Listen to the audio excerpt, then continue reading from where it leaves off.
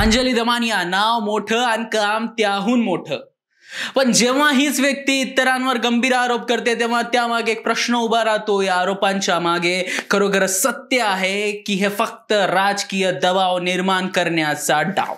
वाल्मिक कराड आणि धनंजय मुंडेवर केलेले आरोप समाजासाठी न्यायाची मागणी आहेत की व्यक्तिगत जखमांमधून उगवलेला संताप?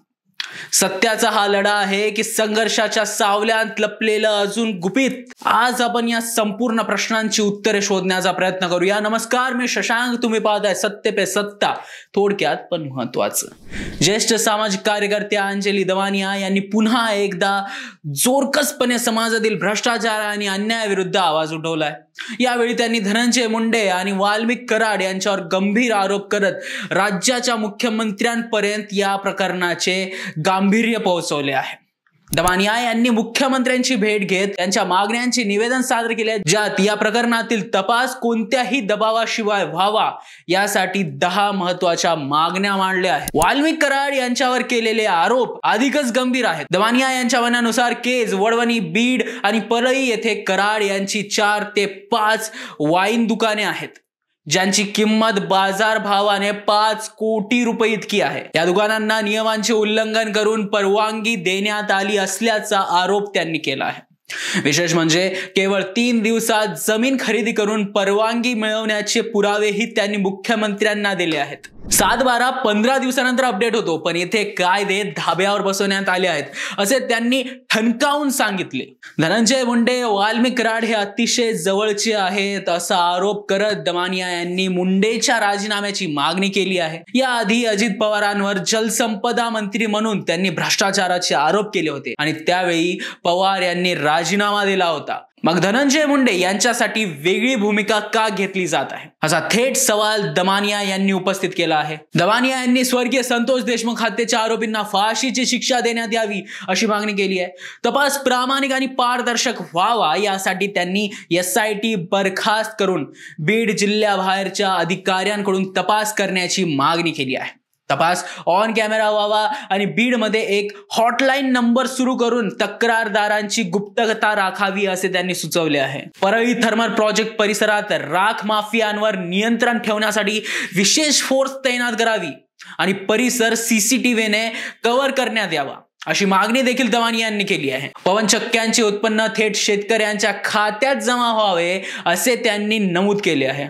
नंबर प्लेट नसलेल्या वाहनांवर कारवाई करावी आणि त्यांची जप्ती करावी अशी मागणी त्यांनी केली आहे. शिवाय बीडमधील बिंदू नामवलीचा गैरवापर थांबवण्यासाठी सत्यता तपासून चौकशी करण्याचा आग्रही त्यांनी धरला आहे. दमानिया यांनी एक पोस्टच्या माध्यमातून सांगितले आहे की कायद्यांचे उल्लंघन कसे केले जाते याचा हा प्रकार अत्यंत धक्कादायक आहे. त्यांनी मुख्यमंत्र्यांना दिलेल्या निवेदनात स्पष्ट केले आहे की या लढाईत कोणत्याही प्रकारचा दबाव स्वीकारला जाणार नाही. भ्रष्टाचाराला ठेच देण्यासाठी मी कायम तयार आहे असे त्यांनी ठणकावले. अंजली दमानिया यांचा हा आक्रमक पवित्रा केवळ प्रकरण उघडकीस आणण्यासाठी नाही तर समाजातील कायद्याचे राज्य प्रस्थापित करण्यासाठी आहे. त्यांच्या या मागण्या आता कशा घेतल्या जातात याकडे संपूर्ण राज्याचे लक्ष लागले आहे.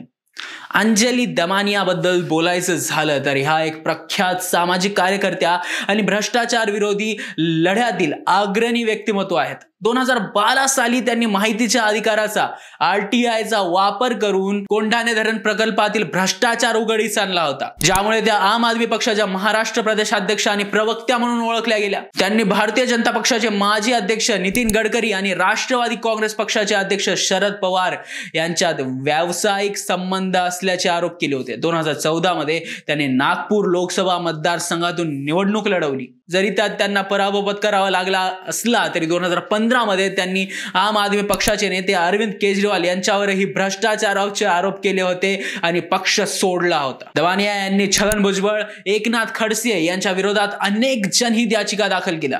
2016 मध्ये खडसेंच्या राजीनाम्याची मागणी करत त्यांनी अनिश्चितकालीन उपोषण सुरू केले होते. ज्यामुळे खडसेंना राजीनामा द्यावा लागला. त्यांच्या सामाजिक कार्यामुळे त्यांना काही विरोधही सहन करावा लागला आहे. अलीकडेच बीड जिल्ह्यातील वंजारी समाजाने त्यांच्या काही विधानांवर आक्षेप घेतला, ज्यामुळे समाजातील तणाव निर्माण झालाय. अंजली दमानिया यांच्या कर्तृत्वामुळे महाराष्ट्रातील सामाजिक आणि राजकीय क्षेत्रात त्यांचे स्थान खूप महत्वपूर्ण आहे. अशाच महत्वपूर्ण अपडेटसाठी पाहत राहा सत्य पे सत्ता, म्हणजे थोडक्यात पण महत्वाचं. आणि व्हिडिओ आवडला असल्यास आमच्या चॅनलला लाईक, शेअर आणि सबस्क्राईब करायला विसरू नका. अहो मला सारखा दम लागतोय हो. आज माझा अजिबातच मूड नाहीये. मला ना कसं तरी होतंय. माझ्या हातापायाला मुंग्या येतायत. माझं खूप डोकं दुखतंय आज. अहो माझ्या थायरॉइडच्या गोळ्या संपल्या आहेत. लवकर आणून द्या ना. या सगळ्या कुरकुरी आपण देखील रोज ऐकता का? हो ना. अहो या त्रासावर सोपा उपचार आहे. डॉक्टर चाटेज होमिओपॅथी क्लिनिक.